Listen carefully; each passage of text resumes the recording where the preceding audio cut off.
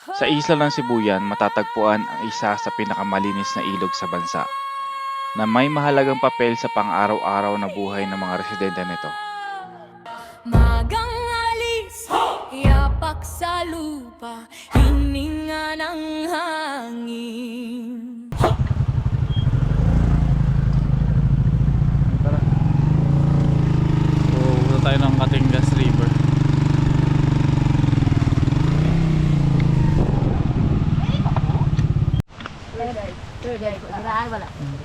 Ito pala yung rate nila. Screenshot yun na lang. Yes, island. Bloody water.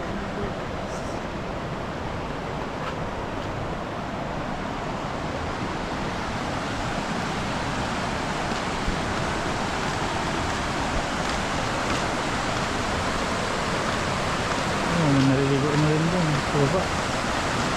Malawak nga yung paliguan sa baba.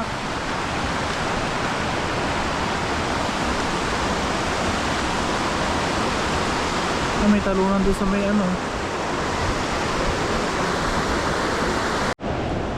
Ba, kayo, man-made lang na. Yung ngayon sir. Inukay nila yan. Hindi sir, dati yan. Saka yung ganyan yan. Malawak eh. Mas malawak pa yan sir sa taas. Marami pa yan sa taas, mga ganito. Huh? Mas maganda kasi malaki maliliguan. Walang ganong bato. Yung Tagbong Falls, nasa taas din eh. May falls pa dito sa Lasino? Maraming falls yan sa taas. Ngayon nga lang.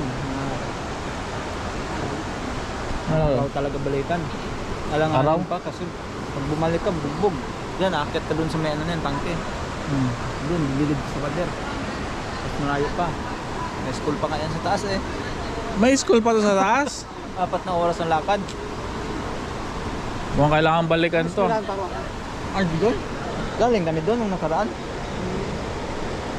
Sama ko sa Christian Rocol. Sa bawat daan, Galing sa kabundukan ng Mount Kiting-Kiting, dumadaan ng tubig nito sa makakapal na gubat, kaya nasasala ang tubig. naghihintay lang.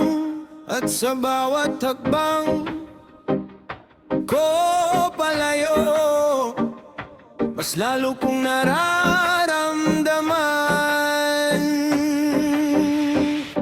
Ako akyat bundok, ulap ang yakap, tahimik ang mundo.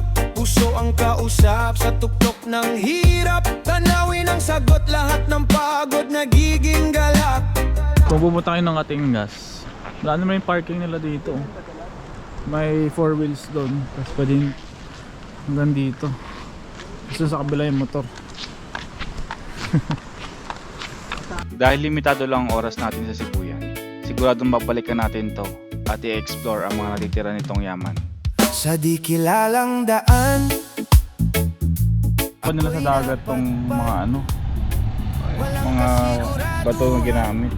aking puso ang hawak